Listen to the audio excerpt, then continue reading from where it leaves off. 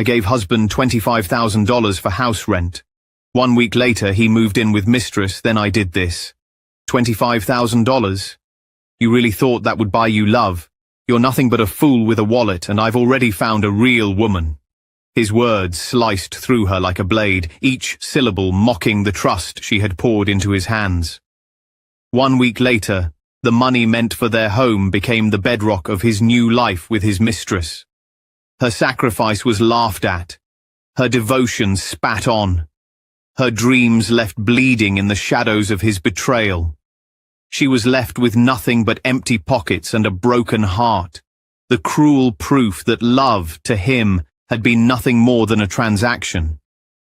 But what he didn't know was that betrayal can be a spark, and what she did next would turn his laughter into the scream that echoed through his own downfall. This is the story of a woman mocked at her most selfless, and the shocking twist that rewrote everything. And today it is being retold by me. Hello family, welcome back. Before we begin, I have a small but heartfelt request. Please, subscribe. Your support is what keeps these stories alive. Every time you click that button, you're helping us share voices that would otherwise be forgotten and stories that deserve to be heard. And in the comments, tell us where you're watching from, because together, we are not just telling stories, we are keeping hope alive. Rachel Morgan had been running on fumes for weeks. Her nursing shift had ended 2 hours ago, but she was still sitting in the break room, staring blankly at the locker in front of her. Around her, the fluorescent lights buzzed. Someone's half-eaten yogurt sat untouched on the table. Her phone buzzed again, 3rd time that hour, and she already knew who it was. Damien. "Babe, call me back. It's important." She sighed, rubbing her temples. She hadn't even had time to breathe lately, let alone deal with another Damien crisis. But something about his tone in the voicemail earlier had her stomach twisted. He sounded shaken, anxious, the kind of anxious that usually led to her fixing things. She finally called him back as she walked out into the parking lot, exhaustion dragging her steps. "Rachel, thank God. I didn't think you'd call back. I just got off a 14-hour shift, Damien," she replied, voice flat. "What's going on?" There was silence on the other end for a second. Then he let out a shaky breath. "I'm getting evicted. They're kicking me out at the end of the week. I didn't see it coming. I thought the client payment would hit by now, but the deal fell through and... Look, I know this is the last thing you need, but I need help. Fast." Rachel stopped walking. Her heart started racing, but not from fear, from that old familiar panic. Damien always seemed to be on the edge of something, a layoff, a missed deal, an almost closed opportunity that just disappeared. And she was always the one left to catch him. "How much?" His voice got quiet. $25,000. That's what they want up front for the new lease. It's a nicer place and the landlord won't budge on the deposit and first few months. It's all or nothing. 25,000, Rachel said, stunned. "Damien, are you serious right now?" "It's not just for me," he said quickly. "It's for us. This place has 2 bedrooms, a yard. We wouldn't have to keep living apart like this.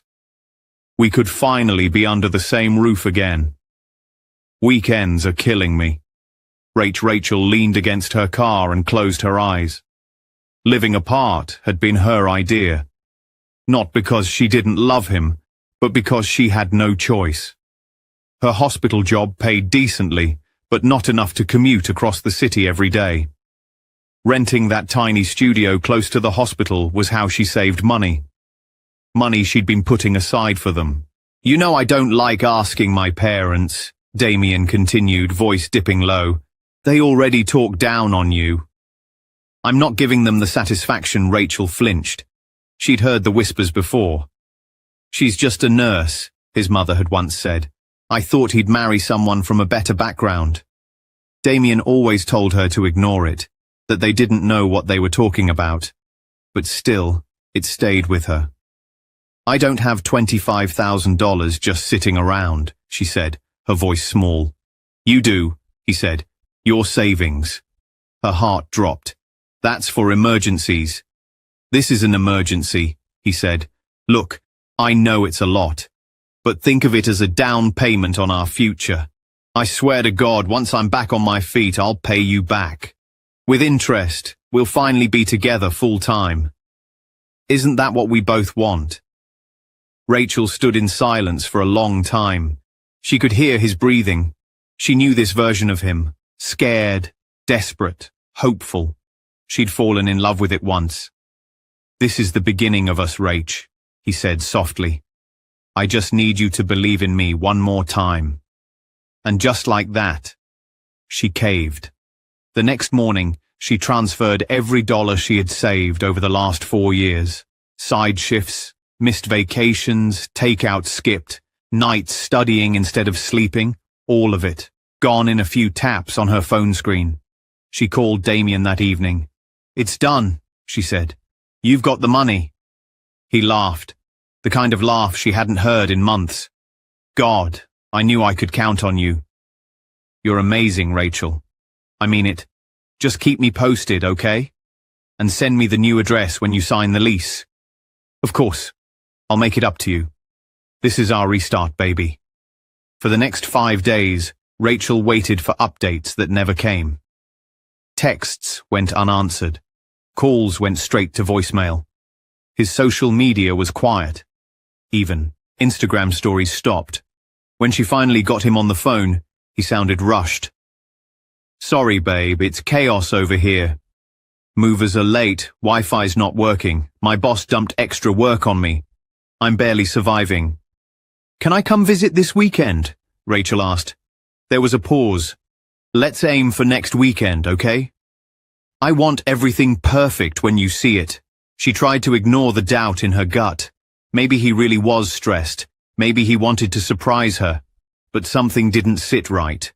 The next morning, she walked into a small boutique near her job and bought a white ceramic vase. Simple, elegant, the kind you put in a home you plan to share. She picked up fresh lilies and a card.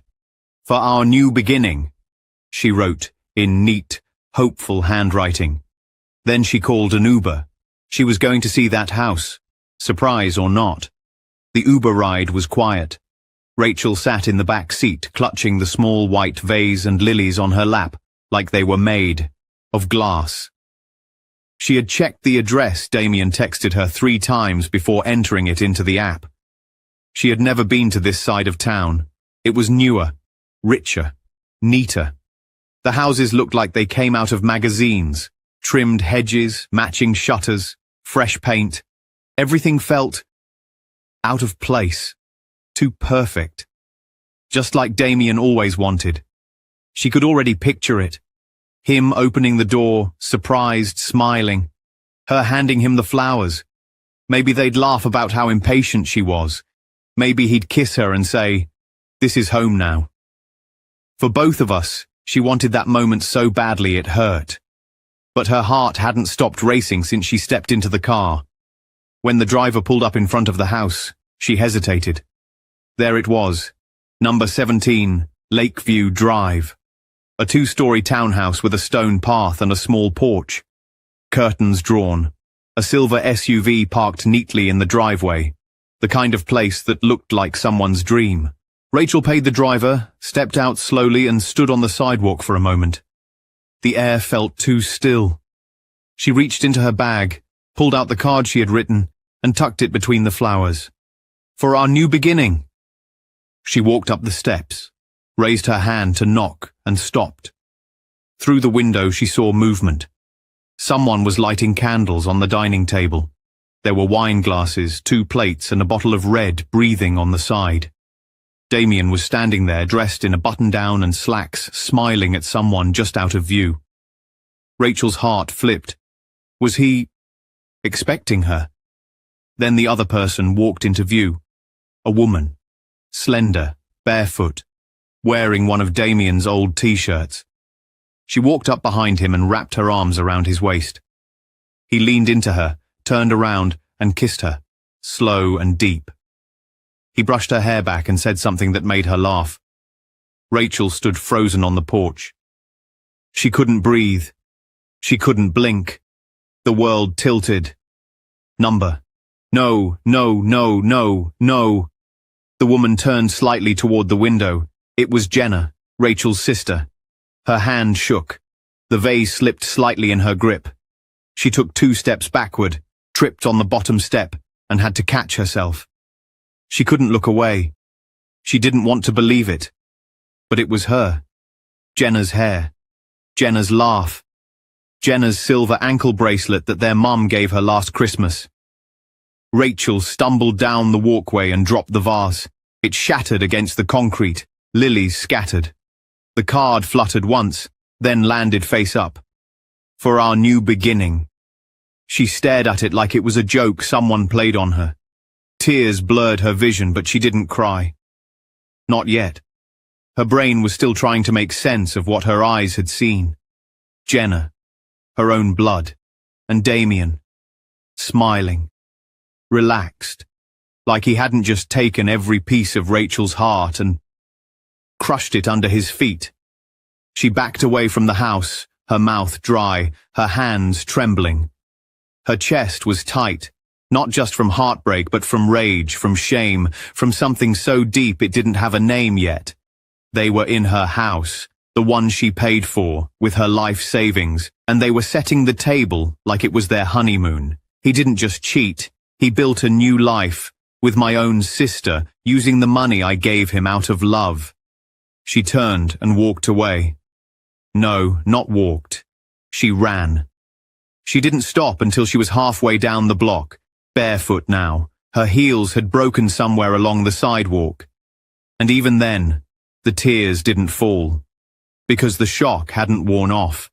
Because somewhere inside her, something was beginning to burn. And this time, it wasn't love. It was something darker. Rachel didn't remember how she got home that night. She sat on the edge of her bed, still in the clothes she wore to Damien's house. Her shoes were gone. Her hands were shaking, her lips dry. Her phone kept buzzing on the nightstand, but she didn't touch it. Jenna, her own sister. It kept repeating in her head like a broken record.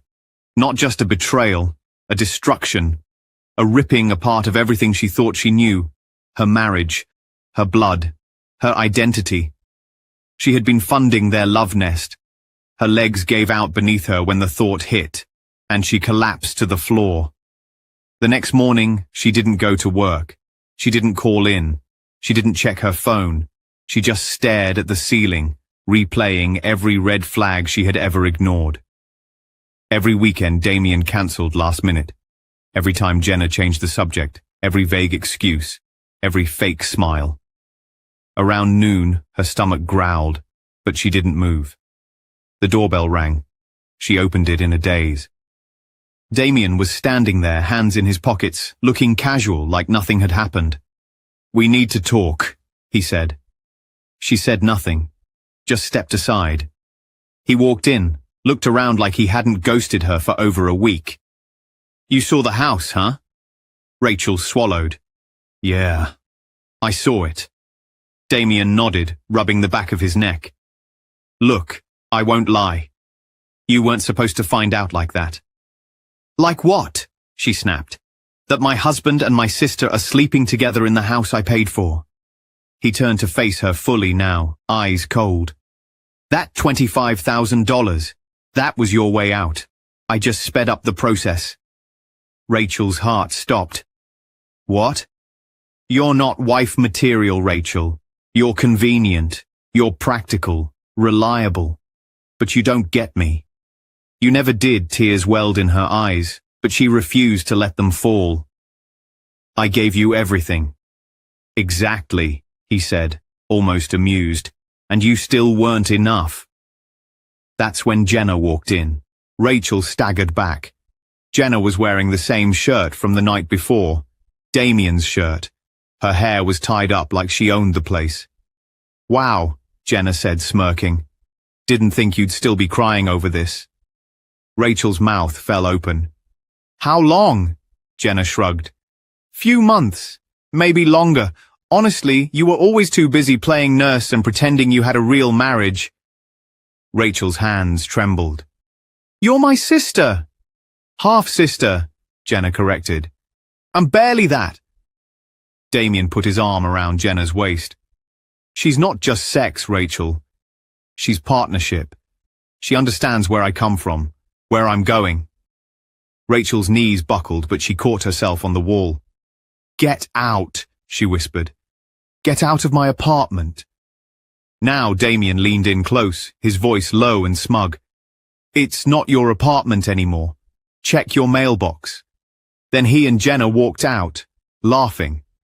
Rachel ran to the mailbox, her hands shaking. Inside was a final eviction notice. 2 weeks behind on rent. No grace period left. She dropped the letter. It floated to the ground like ash. Her legs gave out again. That night, she sat on her bare mattress, surrounded by packed boxes she never got to unpack. She had worked double shifts to keep this place, cut back on everything. Now it was gone, like everything else. She picked up her phone. There were 5 missed calls from the hospital. She called back, barely holding herself together. I need time off, she stammered. Just a few days. I'm going through. The voice on the other end cut her off. Rachel, can you come in tomorrow morning? It's important. The next day, Rachel sat stiffly across from HR. The director looked at her with forced kindness. Rachel, we've reviewed your recent behavior. Multiple absences, a serious charting error on Monday. You almost gave a diabetic patient insulin they didn't need. Rachel's mouth dropped. What? I didn't mean to. We understand you're under stress, the director said gently. But patient safety has to come first. No, please, I just need time. I can fix this. I'm sorry, Rachel, the director said quietly. We have to let you go.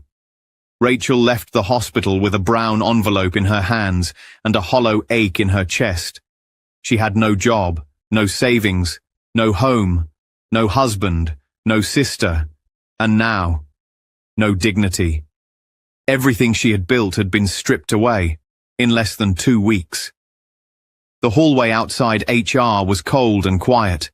She didn't cry, she couldn't. It was like her body had locked the pain inside, afraid that if even a single tear escaped, the dam would burst. She walked outside into the heat. Her car was still parked in the hospital lot. She slid behind the wheel, closed the door, and sat there for nearly an hour, staring at nothing. Later that night, Rachel logged into her old Facebook account.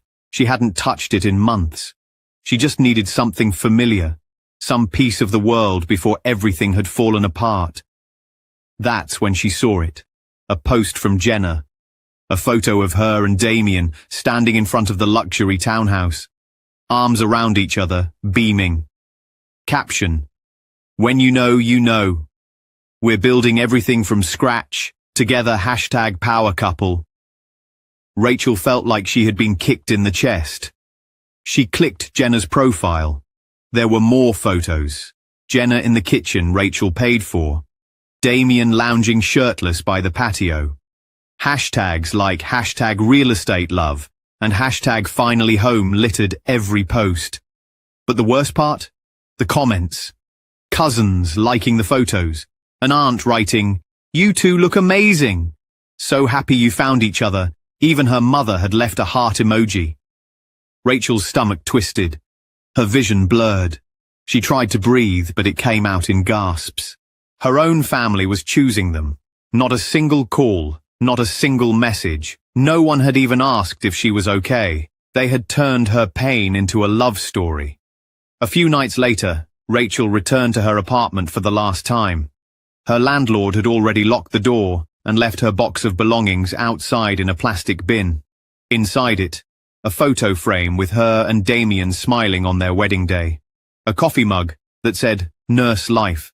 Her spare scrubs still neatly folded. She carried the box down to her car in silence. She had nowhere to go.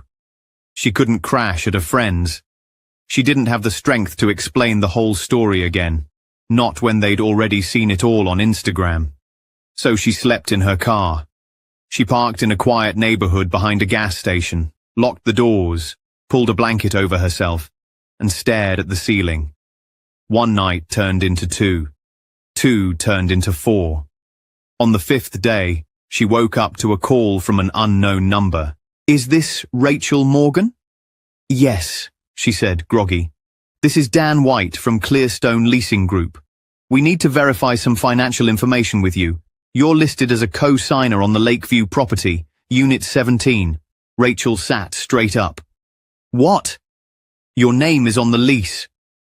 We received documents indicating joint income between you and Mr. Damien Carter.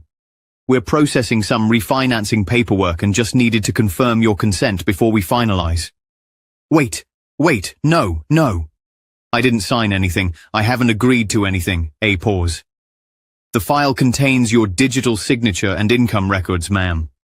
Her breath caught in her throat. Damien had forged her name. He used her tax info, her job details, her ID copies from their shared files, to make it look like she co-signed the lease for him and Jenna. And now? She was legally tied to the house they shared. If they defaulted, she would be on the hook.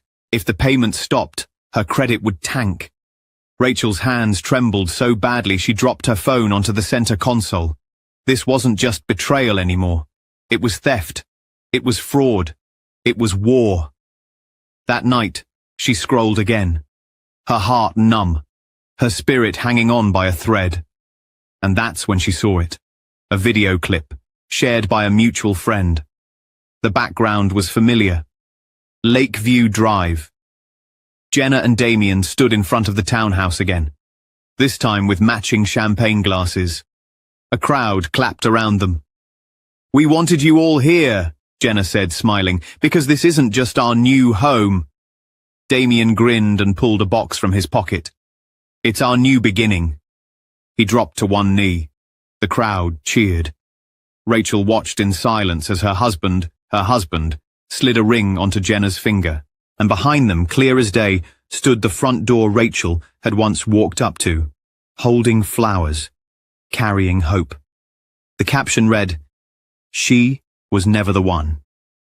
This is the real story. Just engaged." Rachel stopped counting the days she'd been sleeping on the edge of someone else's life. She had been crashing on her co-worker Maya's couch for a week. Maya had offered the guest room, but Rachel refused. She didn't want to take up space. Not anymore. She took quick showers, folded her blanket every morning, spoke only when spoken to. She felt like a ghost wearing someone else's skin. Most nights she lay there staring at the ceiling, headphones in, replaying every moment like it was a crime scene. It wasn't just betrayal, it was fraud, it was identity theft, it was war. But she wasn't going to rush into a fight she wasn't ready for. She'd done that before, walked into that house with hope and flowers. Never again. During the day, Rachel sold what little she had. Her wedding ring. Gone. A bracelet her father gave her before he died. Pawned. 2 designer handbags, barely used. Sold online for half their value. Every dollar went into a secret savings stash. Not to survive, but to strike. She stopped crying. She stopped talking. She started watching. Every post Damien and Jenna shared, she screenshotted. Every caption, every location tag, every comment from family and friends. She was building a timeline, gathering receipts, quietly becoming dangerous. People underestimated a woman who was silent. But silence was focus. She even started a spreadsheet. Evidence, fraud, leverage. Because if they were going to burn her life to the ground, they better be ready when she walked through the ashes holding the match. One afternoon, Maya came home to find Rachel sitting at the kitchen counter with a laptop she borrowed from the hospital IT closet. "You eat today?" Maya asked gently. Rachel nodded. "I'm okay." Maya didn't push, but before walking off, she said, "You're still allowed to fall apart, you know." Rachel looked up. "I'm not falling apart," she said. "I'm collecting pieces." That night, something shifted. Rachel went to the corner store to get canned soup. At checkout, the cashier stared at her. "You're the nurse from Midtown, right?" he asked. Took care of my dad last year. Said you were the only one who treated him like he mattered. Rachel blinked.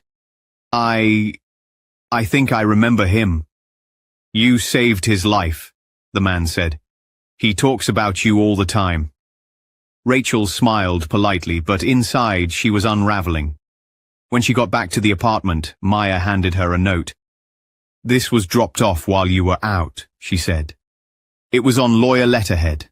Handwritten at the bottom, I believe I can help. Langston. Rachel met Mr. Langston the next morning at a modest office above a bakery downtown. He was tall, warm-eyed, in his early 60s. He poured her tea before anything else. I hear you've been through hell, he said, but I also hear you're sharper than most people realize. Rachel stayed quiet. He opened a folder. I had my assistant pull the lease on the Lakeview property, he said. You're listed as co-signer, but here's the thing. The signature doesn't match your old mortgage application. The income records?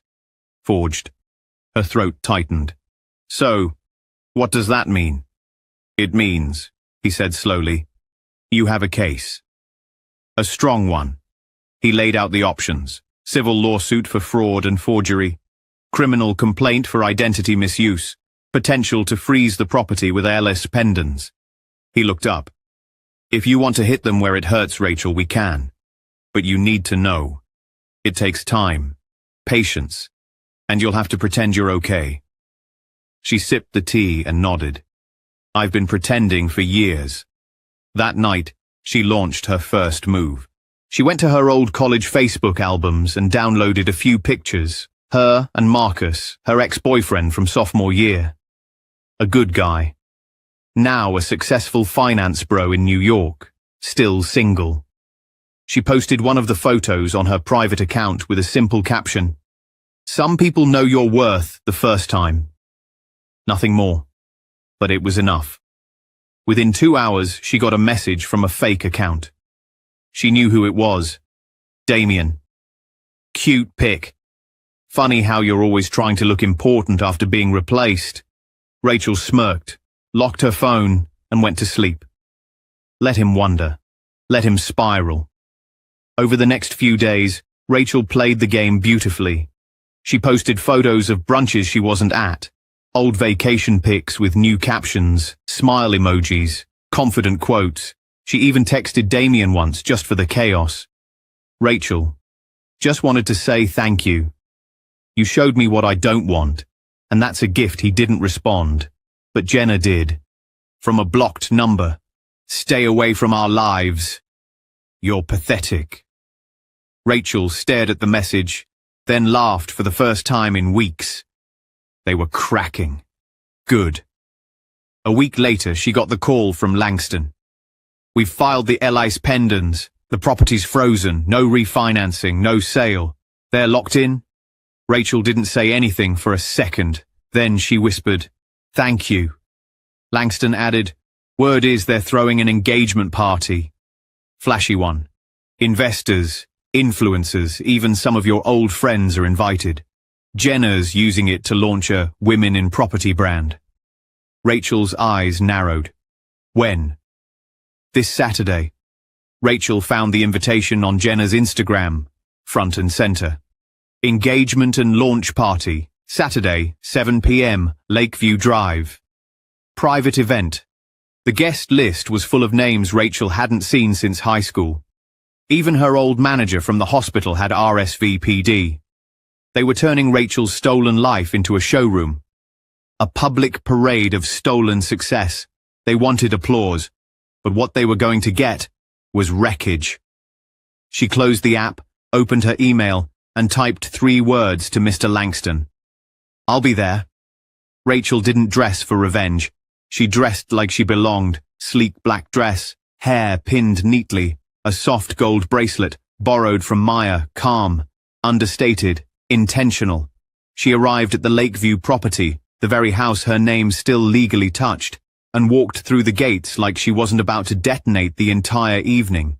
The house was glowing, candles in glass jars, champagne towers, laughter echoed from the patio.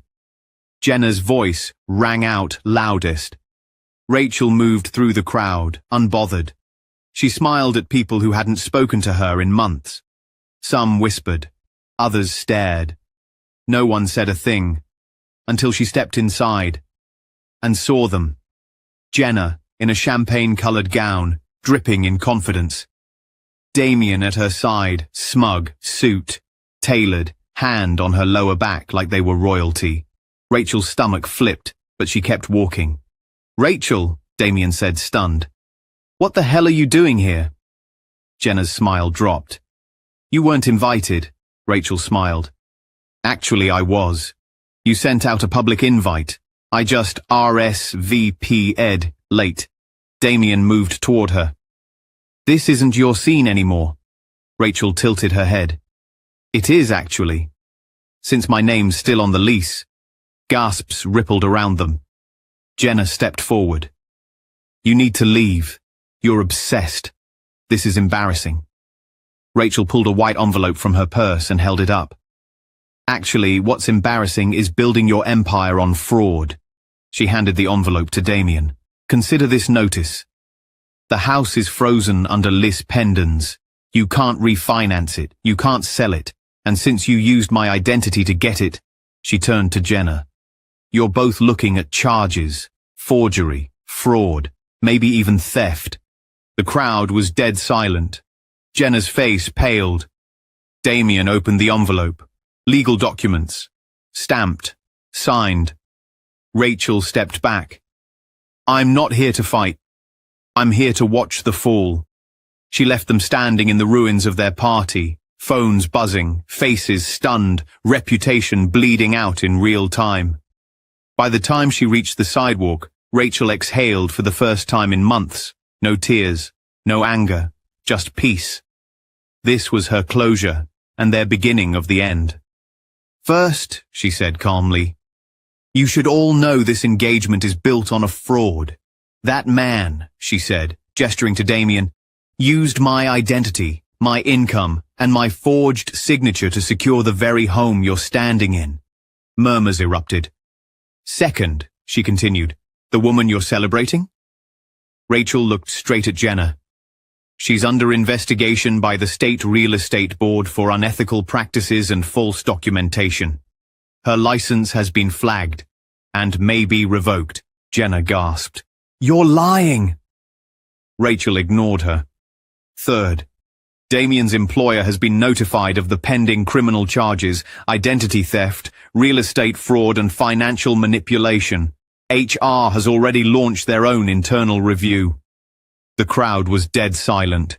Rachel turned to face everyone. "This house, this party, this empire they brag about, it was paid for with my savings, my sacrifice, my trust, and it's all about to collapse." She handed the envelope to Damien, who took it with shaking hands. Rachel turned back to the guests. "I won't be staying long. I just thought everyone deserved to know what this legacy really stands on." She raised her glass. "To lies, theft, and karma." Then she downed the champagne, turned and walked out. Silent, steady, powerful. The fallout was instant. By the next morning, the party was all over social media. But not for the reasons Jenna had hoped. A guest had recorded the entire speech and posted it with the caption, "Wife crashes engagement party with receipts. Sis was the side chick. This is wild." It went viral overnight. By noon, Rachel Morgan was trending. TikTok exploded with commentary videos. "Y'all. I have never seen revenge served so cold.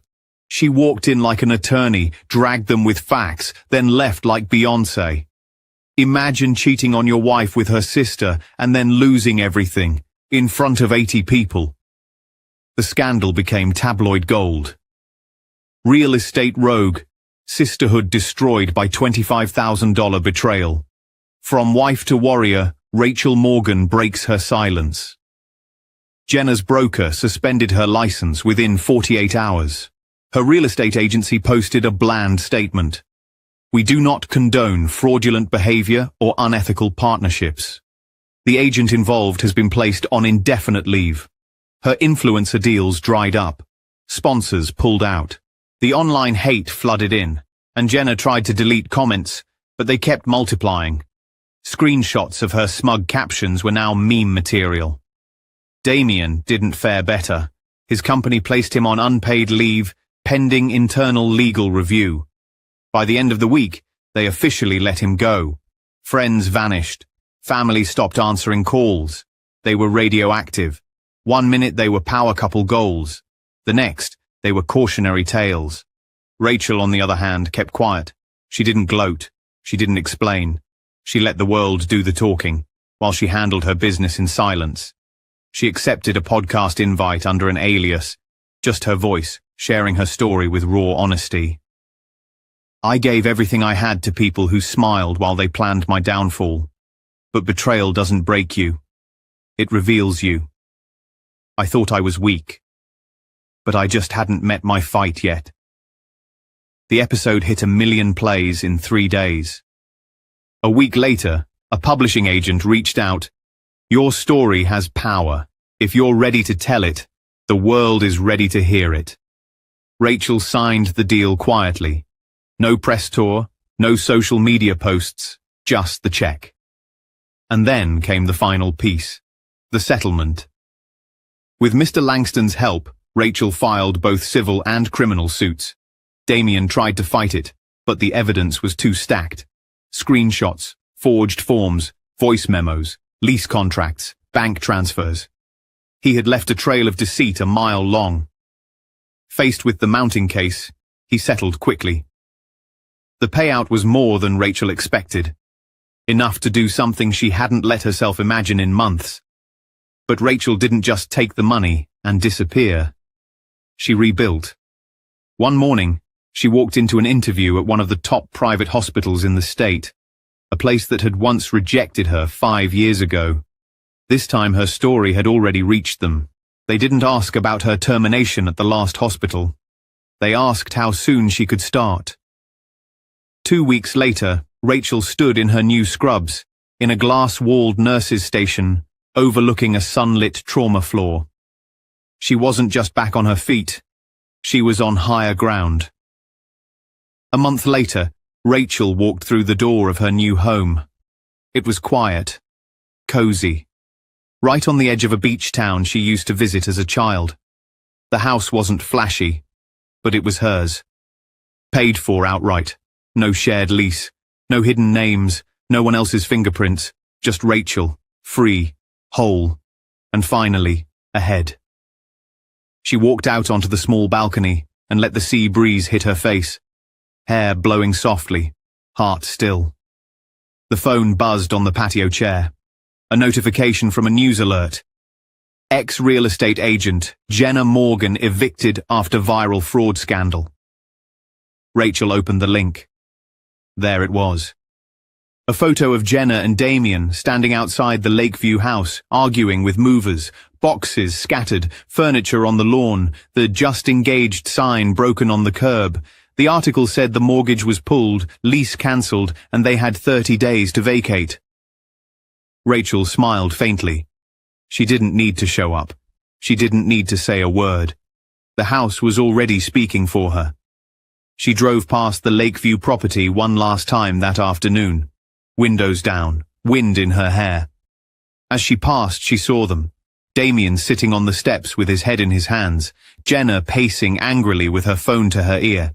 No more smugness, no more matching outfits, no more curated captions, just reality. Rachel didn't stop. She didn't wave. She just smiled, the soft, quiet smile of a woman who didn't just survive. She rewrote the ending. He thought she was a woman he could use, discard, and forget. But she was the storm, and everything he built on her back came crashing down at her feet. The moment Naomi Brooks walked into the grand ballroom of the Rosewood Hotel, she felt the air shift.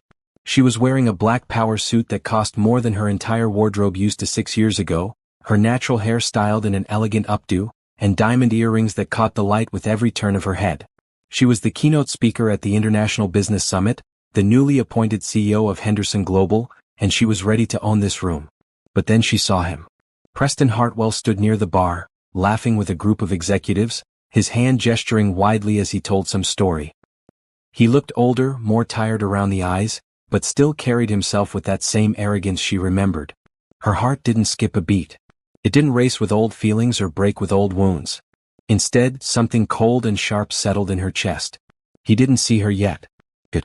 Naomi's assistant, Jenna, leaned close. Mrs. Brooks, the organizers want to introduce you to the potential partners for the Singapore project. One of them is Preston Hartwell from Hartwell Industries. The words hit her like ice water. Preston's company. The one he'd built while married to her, the one he'd bragged about while she'd managed their home and tried to support his dreams. The one he'd chosen over her. Hartwell Industries needs Henderson Global? Naomi asked calmly, though her mind was racing. Desperately, Jenna confirmed, scrolling through her tablet. They're facing a hostile takeover. Without our backing, they'll be absorbed by Quantum Corp within 3 months. He's been trying to get a meeting with you for weeks, but we didn't make the connection that he was, well, him. Naomi took a slow breath. 6 years ago, she'd signed divorce papers in a hospital bed, her body still recovering from the miscarriage that stress had caused. Preston had stood in that sterile room and told her she was worthless, that she'd never amount to anything without him, that Amber was twice the woman she'd ever be. He'd left her with nothing but a broken heart and $50 in her checking account. Now he needed her. The universe had a twisted sense of humor. Set up the meeting, Naomi said, her voice steady. Tomorrow morning. 9 sharp. As she walked toward the stage to give her speech, Preston finally looked up. Their eyes met across the crowded room, and she watched his face go through a series of changes. Confusion. Recognition. Disbelief. She smiled, the kind of smile that didn't reach her eyes, and walked past him like he was just another face in the crowd. Her speech was flawless. She talked about resilience, about rebuilding from nothing, about how failure was just a setup for the greatest comeback. She didn't mention Preston, but every word was soaked in the truth of her journey. When she finished, the room erupted in applause. Preston was staring at her like he'd seen a ghost. After the speech, people swarmed her with business cards and congratulations. She was gracious, professional, everything a CEO should be. But she kept one eye on Preston, who was trying to push through the crowd toward her. Naomi, he called out. His voice was the same, but something in it was different. Desperate maybe. Naomi, wait. She paused, turning slowly. Up close, she could see the fine lines around his eyes, the gray starting at his temples. He looked like success had been harder on him than he'd expected. Mr. Hartwell, she said coolly, extending her hand for a professional shake. I believe we have a meeting scheduled for tomorrow morning. He took her hand, holding it a moment too long. I didn't know you were. I heard about the new CEO of Henderson Global, but I never imagined that it would be me? Naomi finished, pulling her hand back. Yes, well, 6 years is a long time. People change. You look incredible, he stammered. You always did, but... Save it for the boardroom, Mr. Hartwell, she interrupted. I'm sure you have a very compelling pitch for why Henderson Global should save your company. I'm looking forward to hearing it. She turned to leave, but his voice stopped her. Naomi, please. Can we talk? Really talk? Not about business, about us, about what happened. She looked back at him, and for a moment, she let him see the steel underneath her polished exterior. There is no us, Preston. There hasn't been for 6 years. Tomorrow is about business. Only business. If you can't handle that, don't bother showing up. She walked away, her heels clicking against the marble floor, her head held high. Behind her, she could feel his stare burning into her back, could sense his world tilting on its axis. Good. Let him feel a fraction of what she'd felt. As she stepped into her waiting car, Jenna slid in beside her. That was intense. Are you okay? Naomi looked out the window at the glittering city lights, at the life she'd built from ashes. I'm better than okay, she said softly. I'm exactly where I'm supposed to be. The car pulled away, and Naomi allowed herself one small smile. Tomorrow would be interesting. Tomorrow, Preston would sit across from her and beg for help. And she would decide his fate with the stroke of a pen. 6 years ago he'd had all the power. He'd crushed her, discarded her, made her feel like nothing. Now the tables had turned. And Naomi Brooks was just getting started. The memories came flooding back that night as Naomi sat in her penthouse apartment, staring out at the city skyline. She tried to bury that day, the worst day of her life, but seeing Preston had ripped open old wounds she thought had healed. 6 years ago she'd been a different person. Naomi had been soft, trusting, and desperately in love with her husband. She'd put her own dreams on hold to support Preston's business ventures, managing their modest home while he built Hartwell Industries from the ground up. She'd believed in him, in them, in their future together. Then came the day that shattered everything. She'd gone to surprise Preston at his office with lunch. They'd been married for 4 years and she was 3 months pregnant with their first child. She remembered feeling so happy, so complete. The morning sickness had finally passed and she wanted to celebrate with him. But when she arrived, his secretary told her he was in a meeting. Naomi decided to wait, settling into the lobby with a magazine. That's when she overheard 2 employees talking near the water cooler. "I can't believe Preston's still with his wife," one woman said. "Everyone knows he's been with Amber for months." "Amber's smarter," the other replied. "She actually understands business. His wife just sits at home doing nothing." Naomi's hands had started shaking. She'd confronted Preston immediately, bursting into his office. He wasn't alone. Amber, his assistant, was there adjusting her blouse. The fight that followed was ugly. Preston didn't even try to deny it. Instead, he turned cruel, listing every way Naomi had disappointed him. She wasn't ambitious enough, wasn't sophisticated enough, wasn't enough, period. He said Amber pushed him to be better while Naomi held him back. "I want a divorce," he'd said coldly. "I should have done this months ago." Naomi had begged. She'd cried. She'd reminded him about the baby. But Preston's face had remained stone. "That's probably not even mine," he'd said, a lie meant to cut deep. It worked. The stress of that day, of packing her things while Preston watched with cold eyes, of having nowhere to go and no money of her own, it all crashed down on her. That night, she'd collapsed in the tiny motel room she'd rented with her last credit card. The cramping started around midnight. By morning she'd lost the baby. Preston showed up at the hospital with divorce papers, not flowers or apologies. He'd actually brought his lawyer. Amber waited in the car outside. "Sign these," he demanded. "I'm not giving you anything. You didn't contribute to my success. You were just along for the ride." Naomi had been in shock, grief-stricken, physically and emotionally broken. She'd signed with trembling hands, just wanting it to be over. "You'll never make it without me," Preston had said as he left. "You're nothing, Naomi. You've always been nothing." Those words had echoed in her head for months afterward. She'd moved into a shelter for a while, then a friend's couch, then a tiny studio apartment in a bad neighborhood. She'd applied for job after job, getting rejected because she had no recent work experience. Depression had nearly swallowed her whole. There were days she didn't get out of bed, days she wondered if Preston was right, if she was nothing. But then something shifted. One morning she woke up and decided she was tired of crying. She was tired of feeling worthless. She was tired of letting Preston's words define her. She got angry. And that anger became fuel. Naomi took a job at a fast food restaurant during the day and cleaned office buildings at night. She saved every penny. She enrolled in community college, taking business classes online between shifts. She studied while other people slept. She worked harder than she ever had in her life. Within a year, she'd earned enough credits to transfer to a 4-year university. She took out loans, applied for every scholarship she could find, and graduated with honors in business administration. Companies started noticing her. She took an entry-level position at a marketing firm and climbed fast. She was ruthless in her ambition.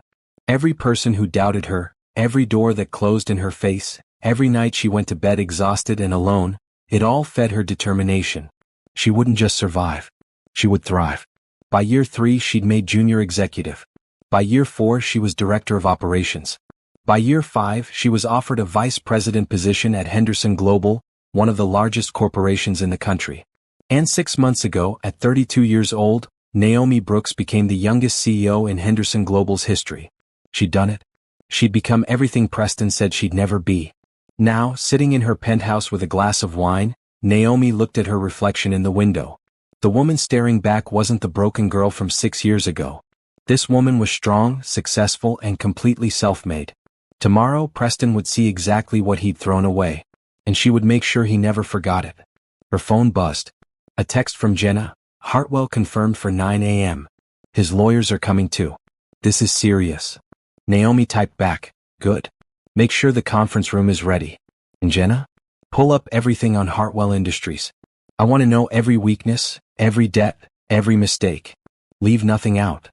Already done. Sent to your email. Naomi opened her laptop and started reading. The report was damning. Hartwell Industries was in serious trouble. Preston had overextended, made bad investments, and worst of all, Amber had left him a year ago after embezzling a significant amount of money. He'd been too proud to press charges because it would have made him look foolish. The company was bleeding money.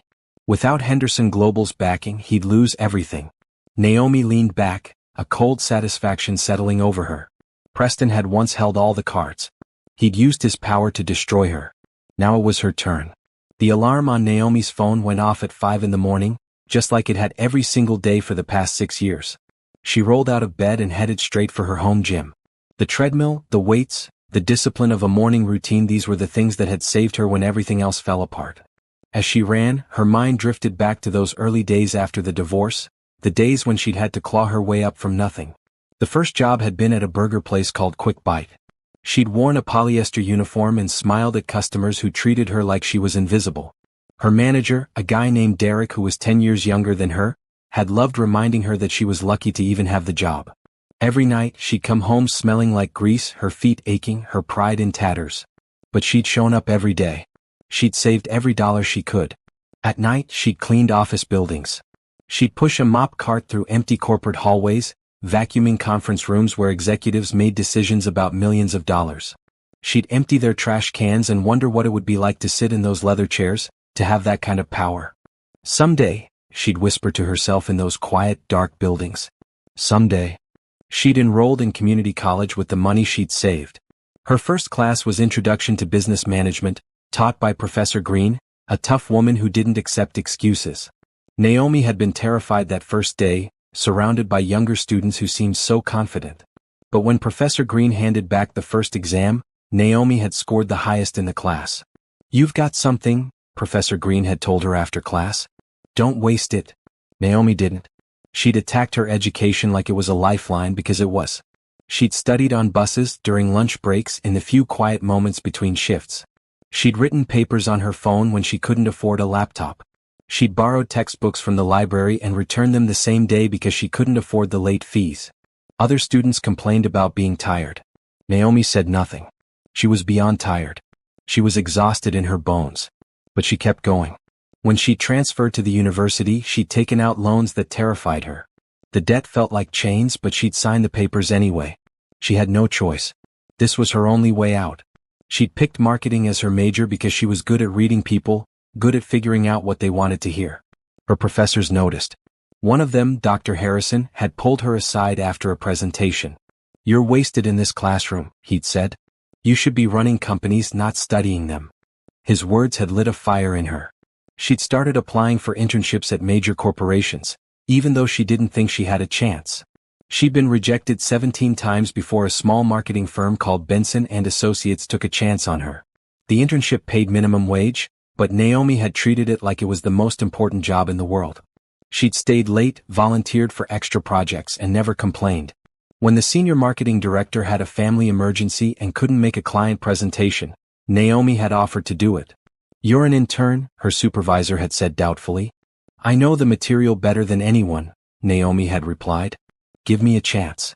She'd nailed the presentation. The client signed a 6-figure contract.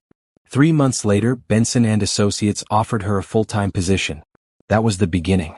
Over the next 3 years, Naomi had climbed fast. She'd learned to navigate office politics, to spot opportunities, to never show weakness. She'd become known for her sharp mind and her ability to turn failing campaigns into successes. She didn't make friends at work. She made results. Other women in the office had tried to befriend her, inviting her to happy hours and girls' nights. Naomi always declined. She didn't have time for friends. She had goals. When a director position opened up at a competing firm, Naomi applied. She'd walked into that interview with a portfolio that proved she was worth twice what they were offering. They'd hired her on the spot. At her new company, Sterling Media Group, Naomi had started to make a name for herself in the industry. She'd landed major clients, increased revenue by 40% in her first year, and built a reputation for being tough but fair. People respected her, even if they didn't particularly like her. She didn't care about being liked. She cared about being successful. When Henderson Global came calling, Naomi had been ready. They'd wanted someone to turn around their struggling marketing division. Naomi had negotiated a vice president title and a salary that made her hands shake when she signed the contract. She'd walked into Henderson Global with a plan. She'd cut failing campaigns, restructured the entire department, and brought in new talent. Within 6 months, the division was profitable again. Within a year, it was leading the company. The board noticed. When the CEO position opened up unexpectedly, Naomi's name was at the top of the list. Some board members were skeptical. She was young, female, and had only been with the company for 5 years. But her results spoke louder than their doubts. The day they'd offered her the CEO position, Naomi had stood in her office and cried for the first time in years. Not because she was sad, but because she'd done it. She'd actually done it. She'd become the woman Preston said she'd never be.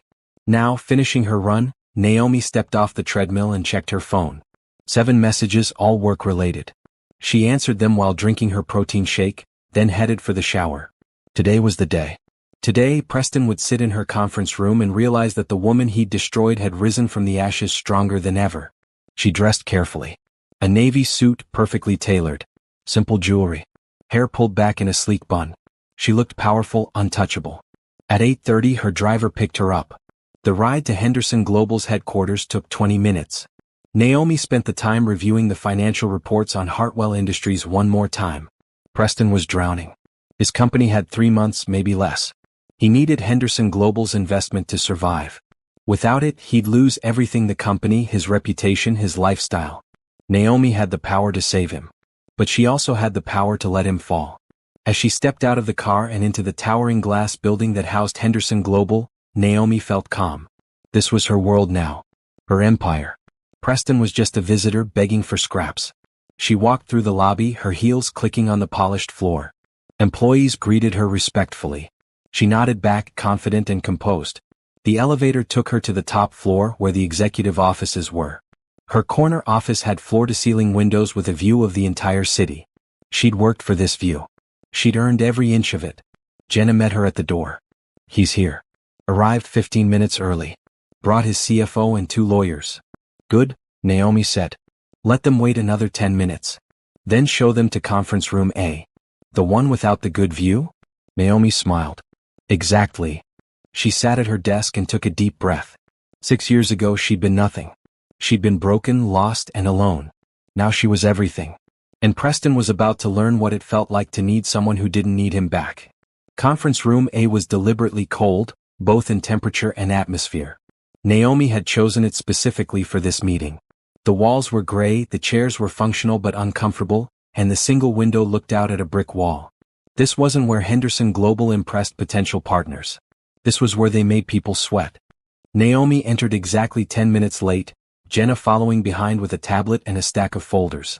Preston stood immediately, his CFO and lawyers scrambling to follow suit. She let her gaze sweep over them coolly before taking her seat at the head of the table. Mr. Hartwell, she said, her voice all business. Thank you for coming. Please sit. Preston looked different in the harsh fluorescent light. His suit was expensive, but she noticed the slight wear at the cuffs, the shoes that were a season old. He'd always been meticulous about his appearance. These small signs of decline told her more than any financial report could.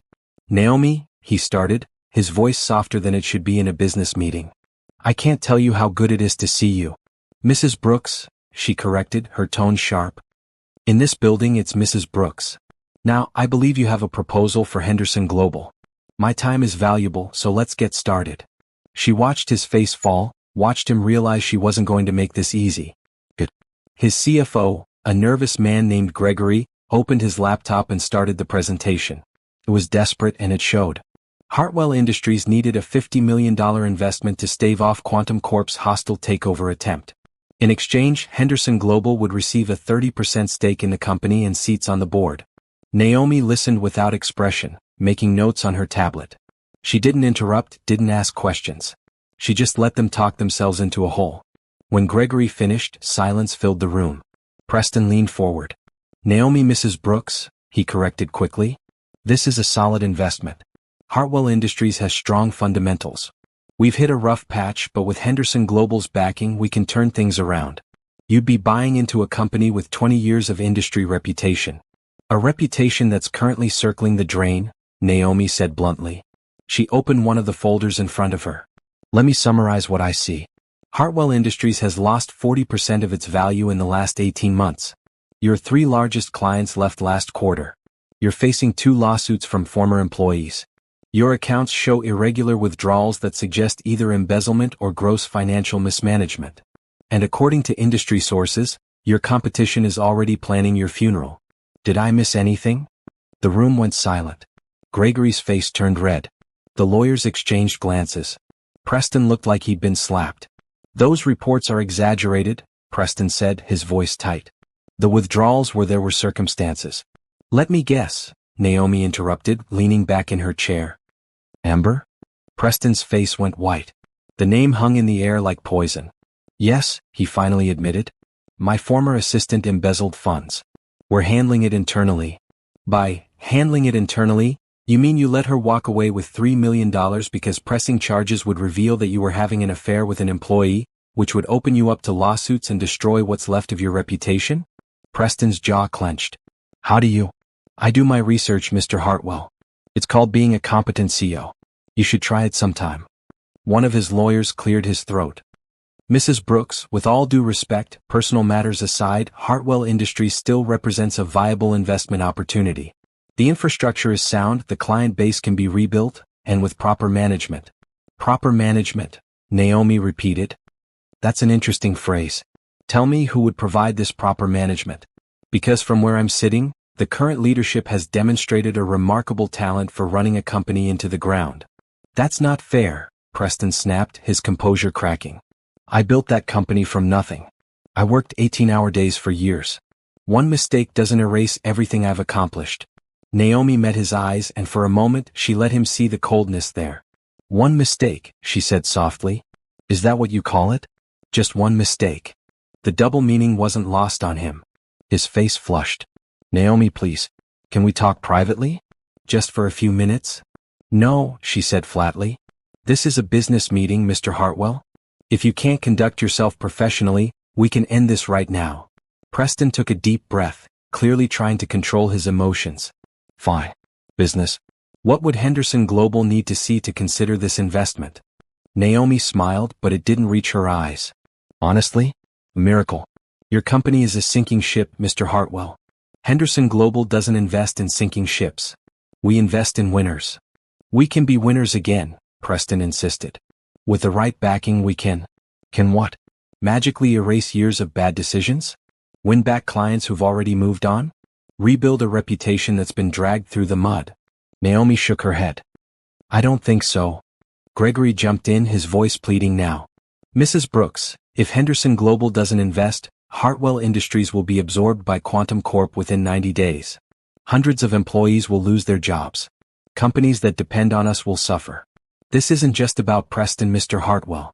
It's about a lot of people who've done nothing wrong. It was a good argument, and Naomi respected the CFO for making it. But she wasn't swayed. If I wanted to save jobs, Mr. Gregory, I could simply wait for Quantum Corp to complete the takeover and then acquire those employees directly.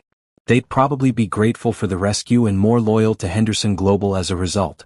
Your employees' welfare, while unfortunate, is not my primary concern. My shareholders' interests are. Preston stood abruptly, his chair scraping against the floor. This is personal for you, isn't it? You're enjoying this.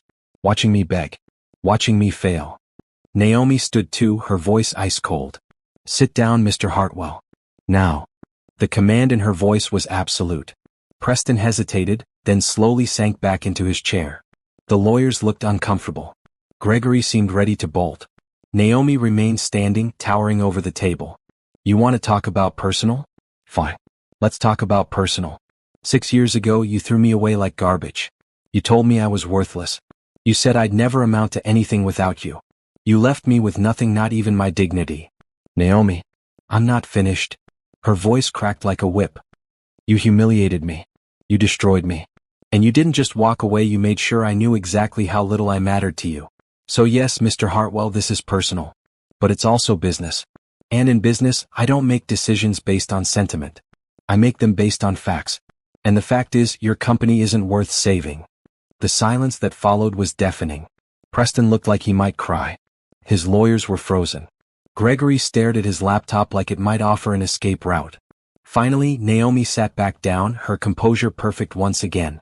However, she said, and every head in the room snapped up. I'm not completely without options for you. Preston leaned forward, hope flickering in his eyes. What kind of options? Henderson Global won't invest in Hartwell Industries as it currently stands, Naomi said. But we might be interested in acquiring certain assets. We cherry-pick the profitable divisions, absorb them into our own operations and let the rest go.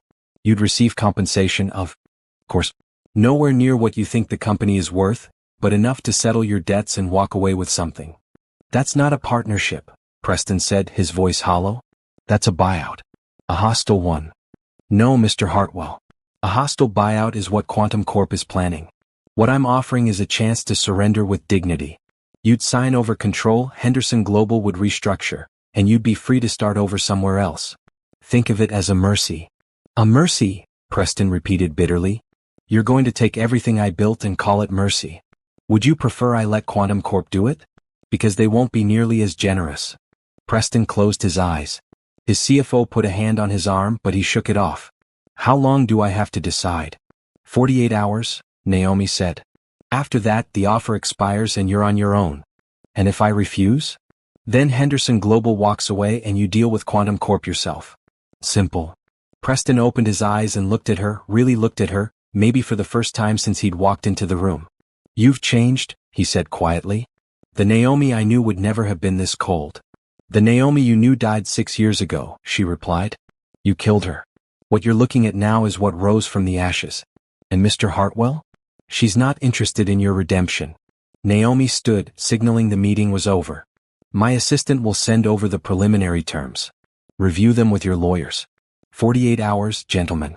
Don't waste them. She walked out without a backward glance, leaving Preston and his team sitting in the cold conference room. As the door closed behind her, she heard Preston's voice, broken and defeated. What have I done? Naomi didn't slow down. She'd heard that question before in her own voice 6 years ago. Now it was his turn to ask it. And this time she wasn't going to answer. 36 hours had passed since the meeting, and Preston still hadn't responded. Naomi knew he was stalling, hoping for a miracle, perhaps trying to find other investors. She'd expected this. Desperate men always clung to hope, even when it was pointless. She was in her office reviewing quarterly reports when Jenna knocked and entered, her expression troubled. Mrs. Brooks, Preston Hartwell is in the lobby. No appointment. He's asking to see you privately. Naomi didn't look up from her computer. Tell him to schedule through proper channels. I did. He says it's urgent. He looks. Jenna hesitated. He looks terrible, honestly. Naomi considered this. She could send him away, make him suffer a little more. But curiosity got the better of her. She wanted to see just how far he'd fallen. Conference room C, she said. 15 minutes. And Jenna? Stay within earshot. If he gets inappropriate, I want him escorted out immediately. Understood. 14 minutes later, Naomi entered conference room C. This one was nicer than room A, with comfortable chairs and a view of the city. She was feeling generous. Preston was standing by the window, his shoulders slumped. When he turned, she saw that Jenna was right. He looked awful. His eyes were bloodshot, his tie was crooked, and he'd missed a spot shaving. This wasn't the polished executive she'd married. This was a man unraveling. You have 10 minutes, Naomi said, remaining standing. She wouldn't sit. Sitting implied this was a conversation between equals. Thank you for seeing me, Preston said, his voice rough. I know I don't deserve it. You're right. You don't. What do you want? He moved closer, but stopped when he saw her body language stiffen. I want to explain. About everything. About what happened 6 years ago. There's nothing to explain. You made your choices very clear. I was an idiot, Preston said, the words tumbling out. I was stressed, building the company, and Amber was there and she made it seem so easy. She understood the business in ways that he stopped, realizing how that sounded. In ways that I didn't? Naomi finished coldly. Because I was just the stupid housewife who couldn't possibly understand your brilliant business mind. No, that's not what I meant. I mean, yes, that's what I thought then, but I was wrong. So wrong. Preston ran his hand through his hair, a gesture she remembered from their marriage. Naomi, Amber destroyed me. She didn't love me. She didn't even like me. She was using me the whole time, getting access to accounts, building relationships with my clients so she could steal them later. The moment I divorced you and married her, she started planning her exit. You married her? Naomi felt a flicker of something, not jealousy but vindication. He'd actually married the woman who'd helped destroy their marriage. 2 years ago, Preston admitted. It lasted 6 months. She took everything that wasn't nailed down and disappeared. I've had private investigators looking for her, but she's gone. Probably in another country by now. And you want my sympathy? Naomi asked, incredulous. You want me to feel sorry for you because the woman you cheated with turned out to be a con artist? No. I mean, yes, I want you to understand that I've paid for what I did. I've lost everything. The company's failing, Amber's gone, my reputation is trash. I wake up every day knowing that the biggest mistake of my life was letting you go. Naomi laughed, a sharp sound without humor. Now you realize this? After 6 years? After you threw me away, told me I was worthless, left me in a hospital bed after I lost our baby? Now you figured out that maybe I wasn't the problem? Preston's face crumpled. I know what I did. I was cruel and I was wrong, and if I could take it back. But you can't, Naomi interrupted. You can't take it back. You can't undo the damage. You can't erase the nights I spent crying myself to sleep, wondering what was wrong with me. You can't give me back the baby I lost because of the stress you put me under. You can't return the years I spent rebuilding myself from nothing. I'm sorry, Preston whispered, and tears were actually running down his face. I'm so sorry, Naomi. I was a fool. I threw away the best thing in my life because I was too arrogant to see what I had. Please just tell me there's a chance. Not for business, forget the company. For us. Can there be an us again? Naomi stared at him, this man who'd once held her heart, who'd once been her entire world. She'd loved him so completely, so blindly. She'd have done anything for him. And he'd crushed her for it. No, she said simply. There's no us. There will never be an us again. But I love you, Preston said desperately. I never stopped loving you. I got lost and I made mistakes, but I love you. Doesn't that count for something? Love. Naomi's voice was ice. You don't know the meaning of the word. Love doesn't humiliate. Love doesn't abandon. Love doesn't throw someone away when they need you most. What you felt for me was never love, Preston. It was convenience. I was convenient until I wasn't, and then you traded me in for a newer model. That's not true. It is true. And you know what the sad part is?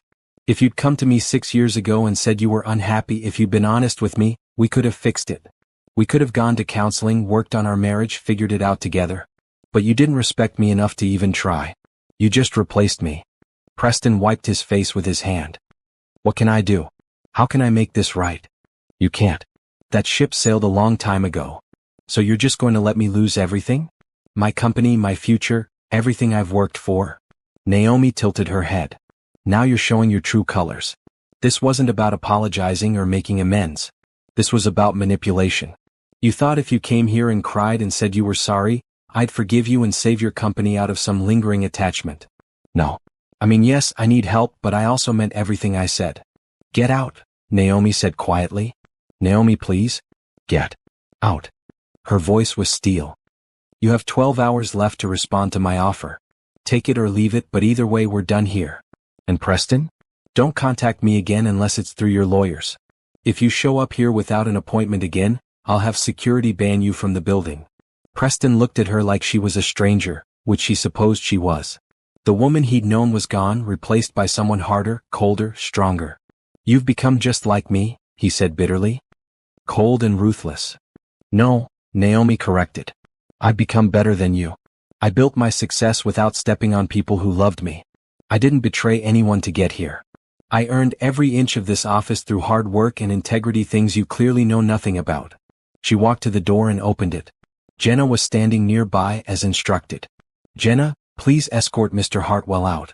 And make a note that he's not to be admitted to this building without a scheduled appointment and my explicit approval. Yes, Mrs. Brooks. Preston walked past her, pausing at the doorway. I hope you're happy, he said, his voice breaking. I hope this revenge makes you happy. Naomi met his eyes one last time. This isn't revenge, Preston. Revenge would be me actively trying to destroy you. I'm not doing that. I'm simply refusing to save you. There's a difference. You destroyed yourself. I'm just not cleaning up your mess. She closed the door in his face and returned to her desk. Her hands were shaking slightly, not from emotion, but from adrenaline. She'd confronted her past, looked it in the eye, and hadn't blinked. Felt good. Better than good. It felt powerful. Her phone buzzed. A text from an unknown number. This isn't over. You owe me. Naomi deleted it without responding. Preston could send all the messages he wanted. They meant nothing. She pulled up the contract for Hartwell Industries on her computer and made some notes. When Preston finally accepted her offer, and he would, because he had no other choice, she'd make sure the terms were crystal clear. He'd sign over his company, take his payout, and walk away. And she'd never have to think about him again. The intercom buzzed. Mrs. Brooks, your 3 o'clock is here. Send them in. Naomi closed the Hartwell file and opened the next one. She had a company to run, deals to make, a future to build. Preston was just a footnote now, a chapter in her past that she'd finally closed. By tomorrow the paperwork would be signed. By next week, Hartwell Industries would be absorbed into Henderson Global, rebranded, and turned profitable again under proper management. And Preston? Preston would learn what she'd learned 6 years ago, that sometimes you lose everything and you have to decide whether to give up or get up. She'd chosen to get up. She wondered if he'd have the strength to do the same. But honestly, she didn't care either way. That chapter of her life was over. At 8:47 p.m., exactly 13 minutes before the deadline, Preston's lawyers sent the signed contracts. Naomi was in her office, having stayed late specifically for this moment. She opened the email, reviewed the documents, and allowed herself a small smile of satisfaction. Hartwell Industries now belonged to Henderson Global. Preston had taken the deal. She signed the papers electronically, then forwarded them to her legal team and the board. It was done. By market open tomorrow, the acquisition would be public knowledge. But Naomi wasn't finished. She'd been planning this part carefully, running the numbers, consulting with her CFO and legal team. What she was about to do would be controversial, but it would also send a clear message about the kind of leader she was. She called an emergency board meeting for 7 a.m. the next morning. When the board assembled in the main conference room, they were curious but not alarmed. Emergency meetings weren't unusual in the fast-paced world of corporate acquisitions. Naomi stood at the head of the table, her presentation already loaded on the screen behind her. Good morning. Thank you for coming on short notice. As you know, Henderson Global completed its acquisition of Hartwell Industries last night. The company is now officially ours. Polite applause from the board members. It was a good acquisition. They'd gotten the company for a fraction of its peak value. However, Naomi continued, I want to propose something unconventional regarding the restructuring. She clicked to the next slide, which showed an organizational chart. Standard procedure would be to dissolve Hartwell Industries leadership, absorb the profitable divisions into our existing structure, and let the rest go. That's what Preston Hartwell expected. That's what would hurt him most. Board member Richardson, an older man who'd been skeptical of Naomi's appointment, leaned forward. I sense a but coming. But, Naomi agreed, I think we can do better. Hartwell Industries failed because of poor leadership, not because the core business was unsound. The employees are talented, the client relationships were strong before they were mismanaged, and the infrastructure is solid. She clicked to the next slide, showing financial projections. I propose we keep Hartwell Industries as a subsidiary of Henderson Global. We restructure completely new management, new policies, new direction. But we keep the name and the employees. We give them a chance to rebuild under proper leadership. And what happens to Preston Hartwell? Asked board member Chin, a sharp woman who ran the finance committee. That's the unconventional part, Naomi said. I want to keep him. The room erupted in surprised murmurs. Richardson actually laughed. Keep him? After he ran the company into the ground? That's insane. Is it? Naomi advanced to the next slide. Preston Hartwell has 20 years of industry experience. He knows the clients, the competitors, the market. His mistake wasn't lack of knowledge, it was lack of judgment and poor personal decisions. Under proper oversight, he could still be an asset. What are you proposing? Chin asked, her eyes narrowed. I want to offer Preston a position as a junior consultant in the restructured Hartwell Industries subsidiary. Entry-level salary, no decision-making authority, reporting directly to the new management team we install. He'd essentially be starting over, but he'd get to see what he built succeed under better leadership. The room went silent. Then Richardson spoke, his voice heavy with skepticism. This is about humiliation, isn't it? You're putting your ex-husband in a position where he has to watch you succeed with his company. That's petty, Naomi. Naomi met his gaze steadily. It's not about humiliation. It's about redemption, his and ours. Yes, Preston will have to swallow his pride and work in a junior position at the company he founded. That's not easy. But we'll also be showing the market that Henderson Global doesn't just strip companies for parts. We rebuild. We give people second chances. Even people who don't deserve them? Richardson challenged. Everyone deserves a chance to prove they can do better, Naomi replied. Preston made mistakes. Terrible ones. But if he's willing to humble himself and start over, shouldn't we let him try? Chin tapped her pen on the table. What if he refuses? What if his ego won't let him take such a demotion? Then he walks away with his buyout money and that's the end of it. But I think we should offer him the choice. Board member Torres, who'd been quiet until now, spoke up. I actually like this idea. From a PR perspective, it's brilliant. We look generous, forward-thinking. And if Hartwell accepts, it shows he's willing to rebuild. If he refuses, he looks petty. Either way, Henderson Global wins. The discussion continued for another hour. Naomi answered every question, addressed every concern. Finally, they put it to a vote. The measure passed 8-4. Congratulations, Naomi, Chin said afterward.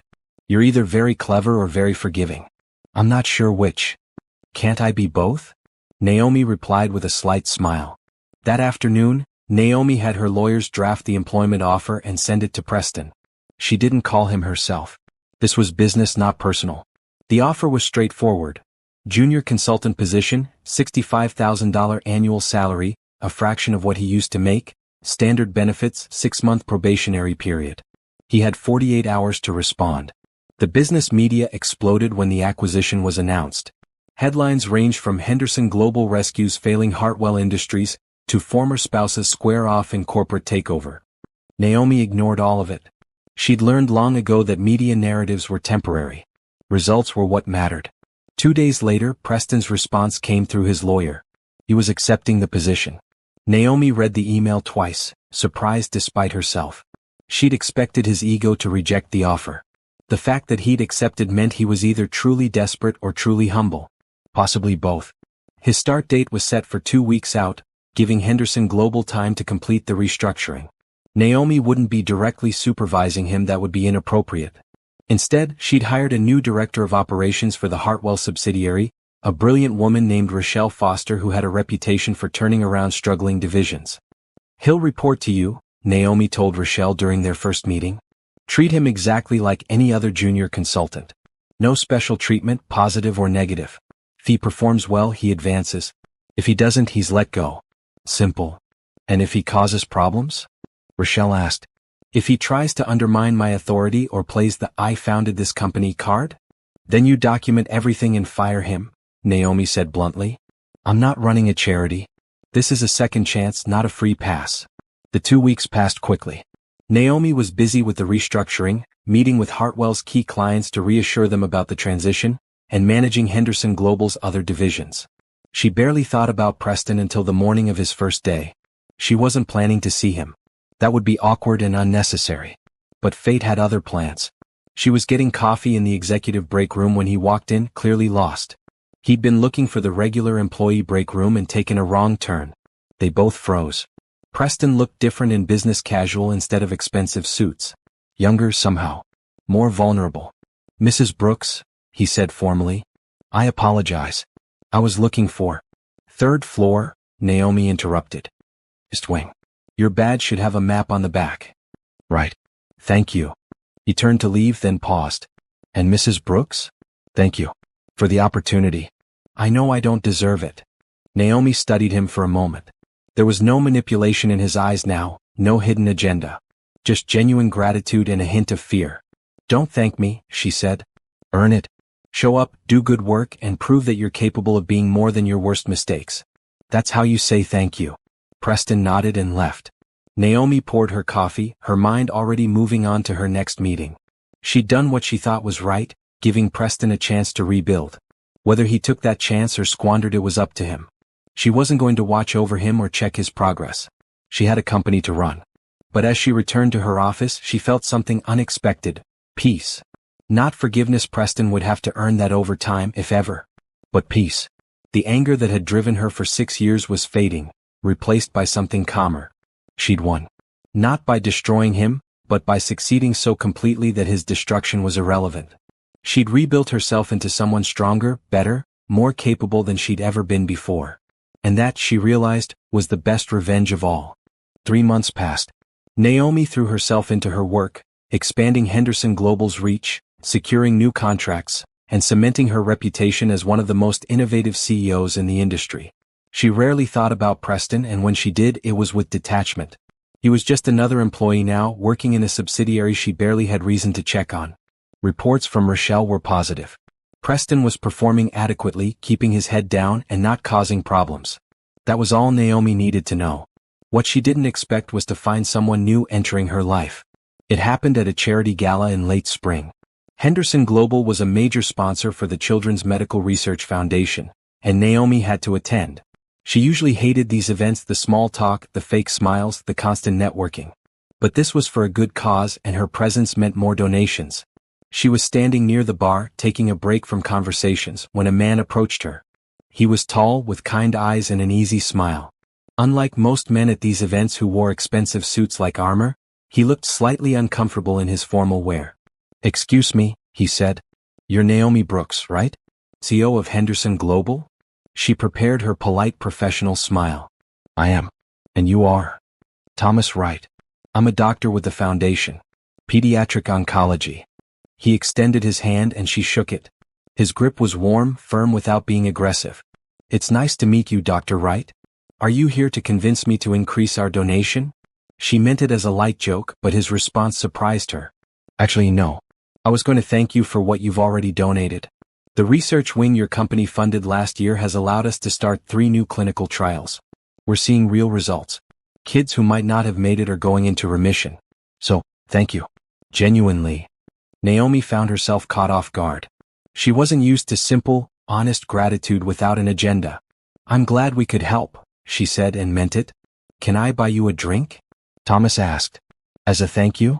Though I should warn you, it's an open bar, so technically I'd just be handing you a free drink." She laughed. "In that case, how can I refuse?" They talked for the rest of the evening. Thomas wasn't impressed by her title or her money. He asked about her, not her company. He wanted to know what she liked to read, if she traveled, what made her happy. It was refreshing and slightly terrifying. When the gala ended, he asked for her number. Naomi hesitated. She hadn't dated since the divorce. Hadn't even been interested. Her work had filled every available space in her life. But something about Thomas made her want to take a risk. She gave him her number. Their first date was at a small Italian restaurant, nowhere fancy or expensive. Thomas showed up in jeans and a button-down shirt, completely unlike the power-suited executives she usually encountered. "I should have asked," he said as they sat down. "Is this place okay? I didn't want to presume you'd want somewhere flashy." "It's perfect," Naomi said, and she meant it. Over pasta and wine, Thomas told her about his work. He talked about his patients with such genuine care that Naomi felt something in her chest tighten. This man spent his days fighting to save children's lives and didn't seem to think he was anything special. "What made you become a doctor?" she asked. "My little sister," he said simply. "She had leukemia when we were kids. She beat it, thank God, but watching her go through treatment, I couldn't just do nothing. I had to help other kids like her." "Is she okay now?" "She's great. Married, 2 kids, living her best life. She's the reason I do what I do." They talked until the restaurant closed. Thomas walked her to her car, respectful of her space, not pushing for anything. "Can I see you again?" he asked. "Yes," Naomi said, surprising herself with how much she meant it. Over the next few weeks, they fell into an easy rhythm. Thomas didn't care about her corporate success. He never asked about her company or tried to network through her. He just wanted to know her, the person, not the CEO. With him, Naomi could relax. She could talk about things that had nothing to do with quarterly reports or board meetings. They went to movies, walked through parks, cooked dinner together at his modest apartment. It was normal and simple and exactly what she hadn't known she needed. One evening, about 2 months into their relationship, Thomas asked about her past. They were at her penthouse and she'd been unusually quiet. "You don't have to tell me if you don't want to," he said gently. "But I feel like there's something heavy you're carrying. If you ever want to talk about it, I'm here." Naomi looked at this kind, patient man and realized she did want to tell him. Not everything, some wounds were still too fresh, but enough. "I was married before," she said. "It ended badly. He cheated, left me when I was at my lowest, told me I was worthless. For a long time I believed him. Thomas's expression darkened with anger, but not at her. He sounds like an idiot. Naomi agreed. But I survived. More than survived. I built a life I'm proud of. You did more than that, Thomas said. You built an empire. But Naomi? You don't have to be fierce all the time. Not with me. It's okay to just be. The simple permission to be vulnerable made her eyes sting. When was the last time someone had told her that? When had anyone seen past the armor she wore? I don't know how to be anything else anymore, she admitted quietly. Then we'll figure it out together, Thomas said, taking her hand. No pressure. No expectations. Just us. It was the right thing to say. Naomi leaned into him, letting herself feel safe for the first time in years. Their relationship deepened over the following months. Thomas met Jenna and her other close colleagues. She met his sister and her family. It was healthy and good and everything her marriage to Preston had never been. What Naomi didn't tell Thomas was about Preston working at Henderson Global's subsidiary. It felt wrong to bring her ex-husband into this new, clean part of her life. Thomas didn't need to know about that chapter. But avoiding the subject became harder when Thomas suggested she meet his parents, who were coming to visit. They're dying to meet you, he said over breakfast one morning. I've told them all about this amazing woman I'm dating who runs a Fortune 50 company and still makes time to watch bad movies with me. You told them about the B-movie marathons? Naomi laughed. Had to be honest about my girlfriend's terrible taste in cinema, he teased. Girlfriend. The word still felt new but good. Right. When are they coming? Next weekend. We could do dinner somewhere nice but not stuffy. What do you think? I think I'm nervous about meeting your parents, Naomi admitted. Don't be. They're going to love you. My mom's already planning our wedding, so fair warning. Thomas. He laughed. I'm kidding. Mostly. But seriously, they're good people. They'll see what I see, someone incredible who deserves every good thing. The casual way he said it, like it was just a fact, made her heart swell. Preston had spent years making her doubt herself, questioning her worth. Thomas did the opposite. He saw her value and reflected it back without hesitation. Meeting his parents went better than she expected. They were warm and welcoming, clearly thrilled that their son had found someone who made him happy. They asked about her work with genuine interest but didn't pry into her personal life. Driving home afterward, Thomas took her hand. See? Told you they'd love you. Your mom did ask if I wanted children, Naomi said carefully. It was the one question that had made her uncomfortable. She hadn't told Thomas about the miscarriage, about the baby she'd lost because of the stress Preston had put her under. You don't have to answer that, Thomas said immediately. That's personal. We don't have to figure that out now. Or ever if you don't want to. What do you want? She asked. He was quiet for a moment. Honestly, I'd love to be a dad someday. But Naomi, I want you more than I want an idea of a future. Whatever you want, whatever you're comfortable with, that's what I want too.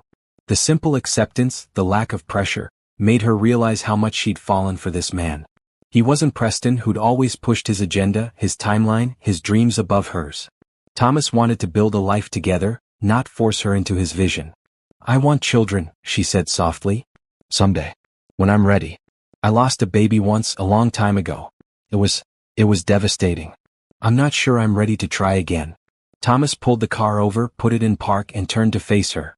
I'm so sorry that happened to you. Thank you for telling me. And Naomi?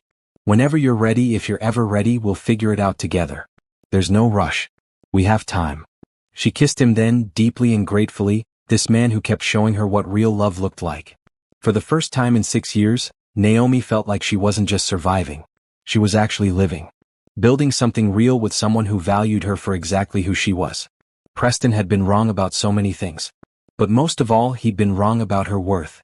And now, sitting in a car with a man who loved her unconditionally, she finally believed it. The final contracts for the complete restructuring of Hartwell Industries were ready 6 months after the initial acquisition. What had been Preston's empire was now fully integrated into Henderson Global's operations, rebranded as HG Industrial Solutions. The subsidiary was thriving under Rochelle's leadership, having secured 3 major new contracts and restored relationships with former clients. Preston, according to all reports, was still there, still working, still showing up every day to a job that must have felt like a constant reminder of everything he'd lost.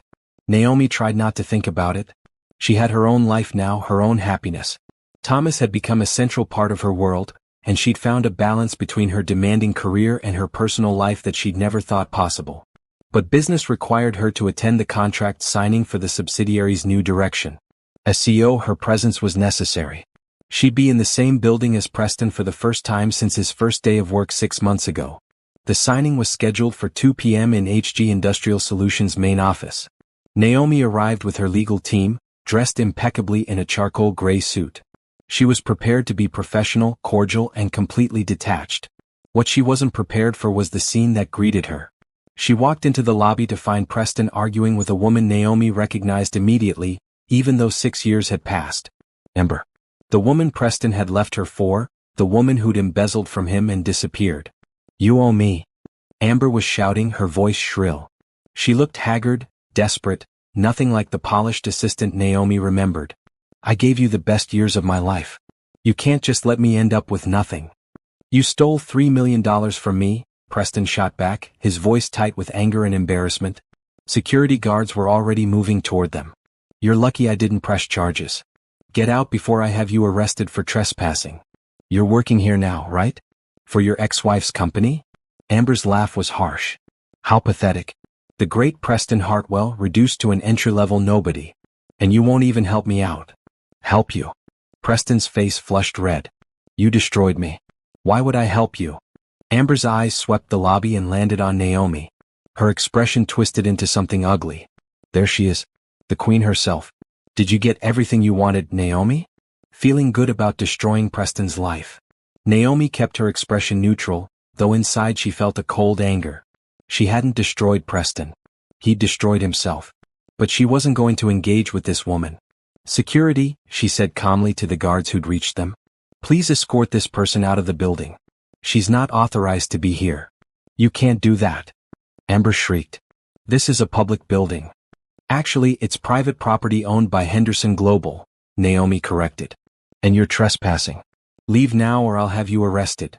Amber turned to Preston, her voice turning pleading. Preston, please. I made mistakes, but we were good together once. Just help me get back on my feet. Give me some money, help me find a job, something. Preston looked at her with an expression Naomi had never seen on his face before, complete contempt. You used me, he said quietly.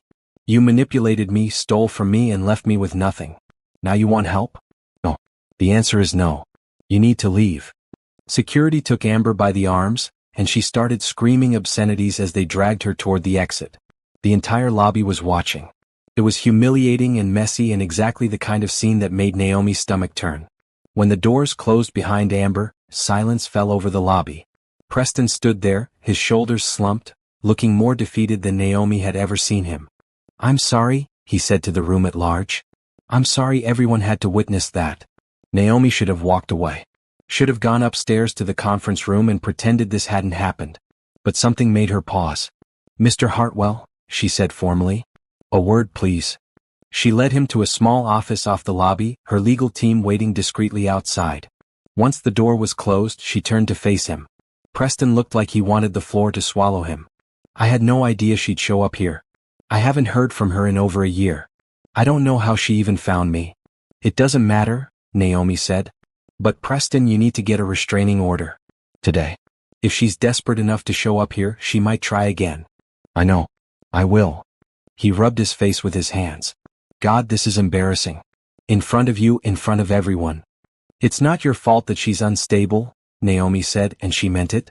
Whatever Preston had done to her, Amber was a separate issue. But you need to protect yourself legally. Preston looked at her, really looked at her, and something in his expression cracked. Can I say something? Off the record. Naomi hesitated, then nodded. I was wrong about everything, Preston said, his voice breaking. About you, about Amber, about what mattered. I chased success and power and ended up with nothing. You were the best thing in my life, and I threw you away for someone who only wanted to use me. I know I can't fix what I did. I know you've moved on, I've heard you're seeing someone, and I'm glad. You deserve to be happy. But I need you to know that not a day goes by that I don't regret what I did to you.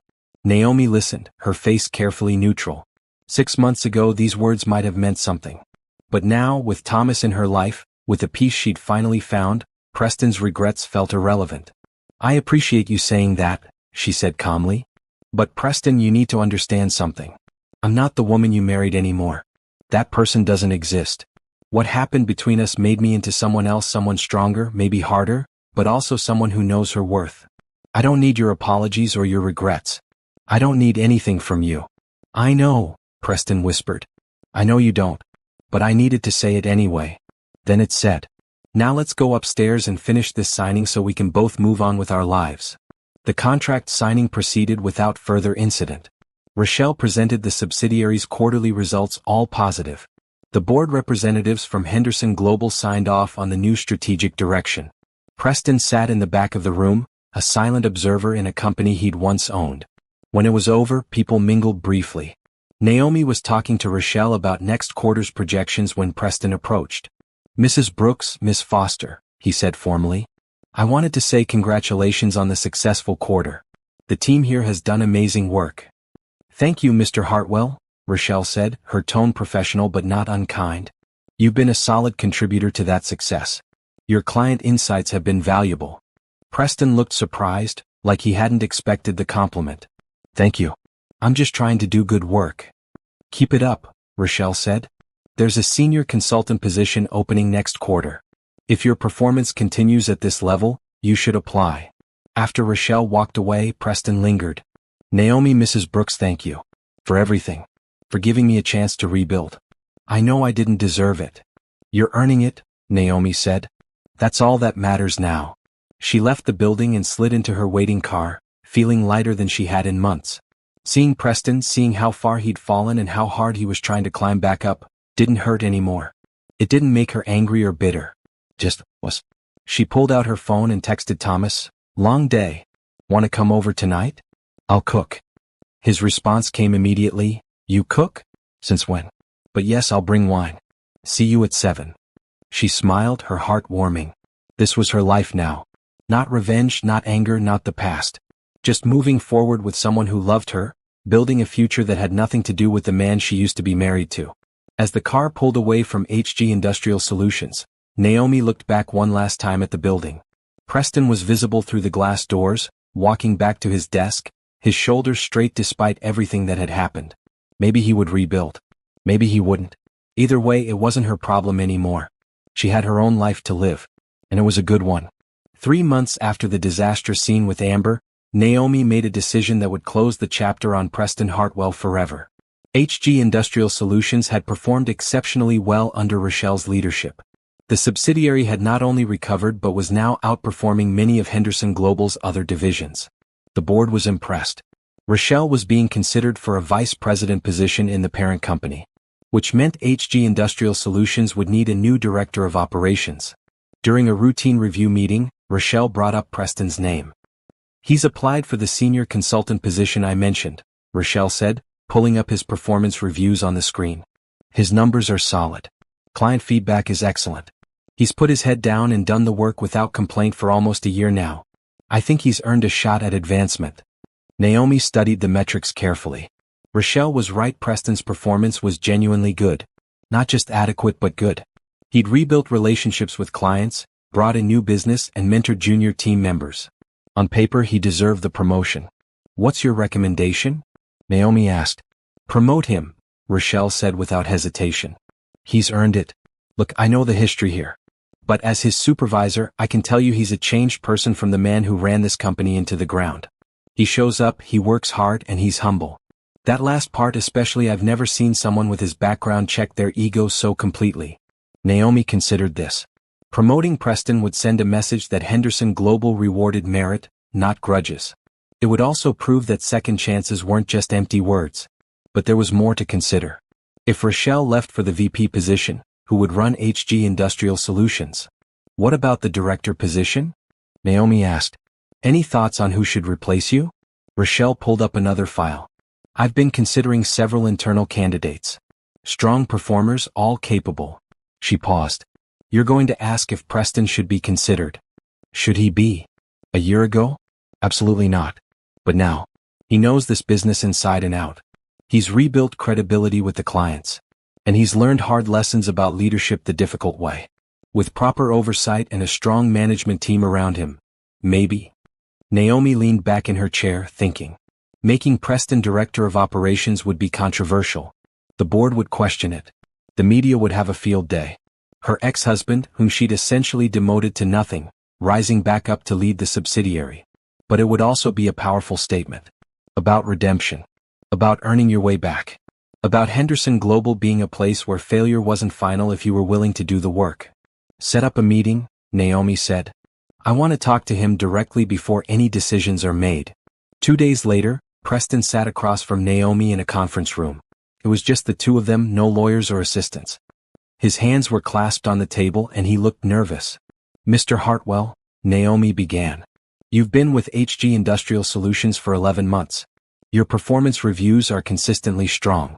I wanted to talk to you about your future with the company. I appreciate that, Preston said carefully. I've been grateful for the opportunity to work here. I'm considering you for a promotion. Senior consultant position. It comes with a significant raise and more responsibility. Interested? Preston blinked, clearly surprised. Yes, absolutely. Thank you. Don't thank me yet. I have questions first. Naomi pulled out his file. You've gone from CEO to junior consultant. That's a dramatic fall. Why stay? Why not go somewhere else where you could start over without the baggage? Preston was quiet for a moment. Because I needed to prove something. To myself, not to you. I needed to know I could do the work without the title, without the power. I needed to know I was capable of being more than my worst mistakes. And are you?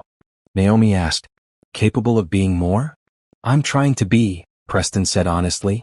Every day I come in and I try to be better than I was yesterday. I've learned things in this position that I never understood as CEO. I've learned to listen to people below me in the hierarchy. I've learned that good ideas can come from anywhere.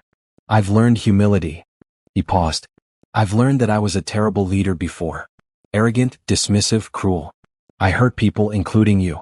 Especially you. And I can't take that back, but I can be different going forward. Naomi studied his face, looking for manipulation or false humility. She found neither. Whatever else Preston had been, he seemed genuinely changed. Rochelle is being promoted to vice president, Naomi said. Which means HG Industrial Solutions needs a new director of operations. I'm considering several candidates. You're one of them. Preston's eyes widened. Director? But I've only been. I know your tenure. I also know your capabilities and your knowledge of this business. With the right oversight and a strong team around you, you could do the job well. The question is, would you want it? Yes, Preston said immediately. Then he stopped himself. But Mrs. Brooks, I have to ask. Why would you consider me for this? After everything I did to you? Naomi took a breath. Because this isn't about revenge or forgiveness anymore. This is about building a successful company. And sometimes the best person for the job is someone who's failed before and learned from it. You know what doesn't work? You've lived the consequences of bad leadership. That makes you uniquely qualified to lead differently. I won't let you down, Preston said, his voice fervent. You won't be letting me down, Naomi corrected. You'll be letting yourself down. And your team. This position is about them, not about you or me. Can you handle that? Yes. Then you'll be informed of the final decision next week. In the meantime, keep doing good work. As Preston stood to leave, he paused at the door. Naomi, Mrs. Brooks, can I say something personal? She nodded, though she kept her professional distance. I heard you're engaged. Congratulations. I mean that. Whoever he is, he's a lucky man. Naomi's hand unconsciously moved to the simple diamond ring Thomas had given her 2 weeks ago. They hadn't made it public yet. How had Preston heard? Seeing her confusion, Preston smiled slightly. Office gossip travels. Don't worry, I haven't said anything to anyone. Your privacy is safe. I wanted you to know I'm happy for you. You deserve all the good things. After he left, Naomi sat alone in the conference room for a long time. Engaged. She was engaged to Thomas, this wonderful man who made her laugh and feel safe and challenged her to be better. They were planning a small wedding, just close friends and family. A fresh start.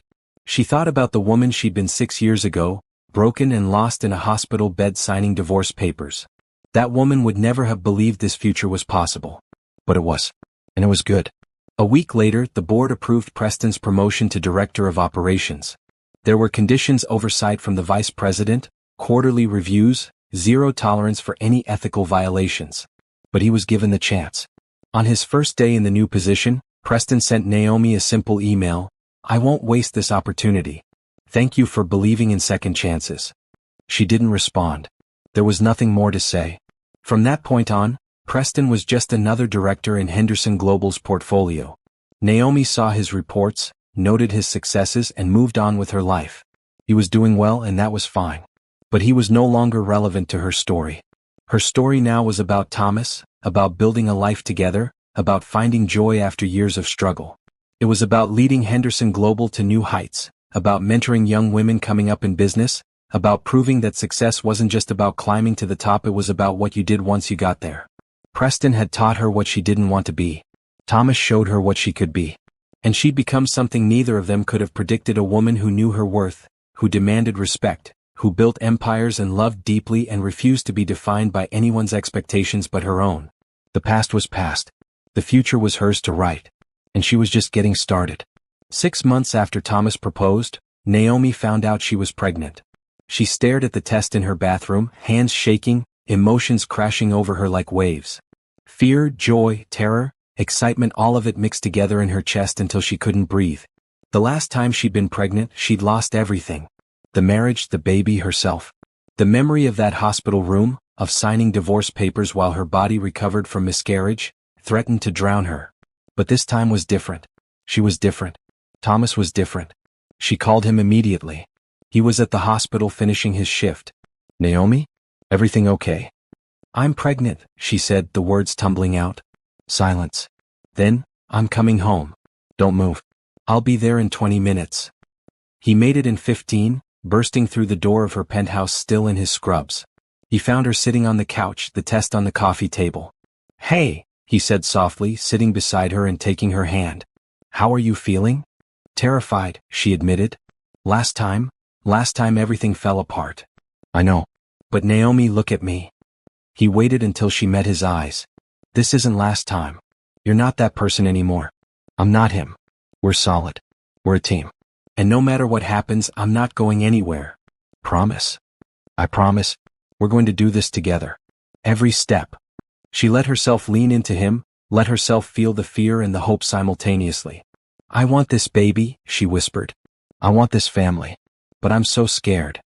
Scared is okay, Thomas said, kissing her forehead. Scared means you care. We'll figure it out together. The pregnancy progressed smoothly. Naomi continued working, leading Henderson Global through a major expansion into international markets. She attended meetings with a growing belly, fielding questions about maternity leave with the same directness she brought to everything. Thomas was her constant support, attending every doctor's appointment, reading parenting books, and building a nursery in his apartment since they decided to move in together after the wedding. The wedding itself was small and perfect. Held in a garden with 30 close friends and family members, Naomi wore a simple cream dress and felt more beautiful than she had in any expensive gown. Thomas cried when he saw her walking down the aisle. So did she. There was no bitterness, no shadow of past hurts. Just two people choosing each other, building something new. They didn't invite Preston. Why would they? He was part of a closed chapter, a footnote in Naomi's history. She was writing new pages now, ones that had nothing to do with revenge or proving herself. Just living, loving, succeeding on her own terms. 8 months into the pregnancy, Naomi was in a board meeting when her water broke. Thomas picked her up from the office and they drove to the hospital together, his hand never leaving hers. Labor was long and difficult, but when their daughter finally arrived, a healthy 7 pounds, 5 ounces, Naomi cried with relief and joy. Thomas held the baby with the gentle expertise of someone who'd spent his career caring for children, and the look on his face was pure love. She's perfect, he whispered. Just like her mom. We should name her Hope, Naomi said suddenly. Because that's what she is. Hope that good things are possible after bad things. Hope that the story doesn't end with pain. Hope, right? Thomas tested the name, smiling. It's perfect.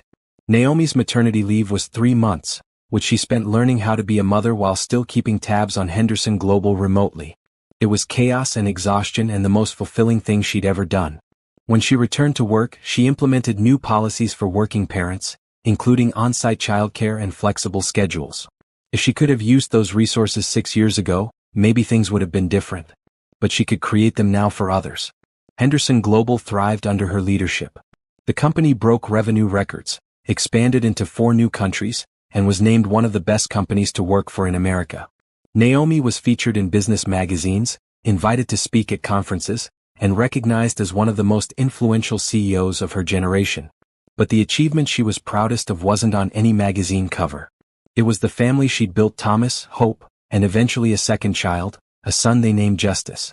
Because that's what their life together represented. Justice for the woman who'd been told she was worthless, who'd rebuilt herself piece by piece into someone remarkable. One afternoon, almost 7 years after the divorce, Naomi was getting coffee near her office when she saw Preston. He was with a woman, not Amber, someone new, and they looked happy. Genuinely happy. He was laughing at something she said, his arm around her waist. He saw Naomi at the same moment. They both paused, then he smiled and lifted his hand in a small wave. Not trying to approach, not trying to talk. Just acknowledging her presence. Naomi nodded back, then continued on her way. There was no anger, no pain, no lingering resentment. Preston was living his life. She was living hers. And they had nothing to do with each other anymore. That evening she came home to chaos.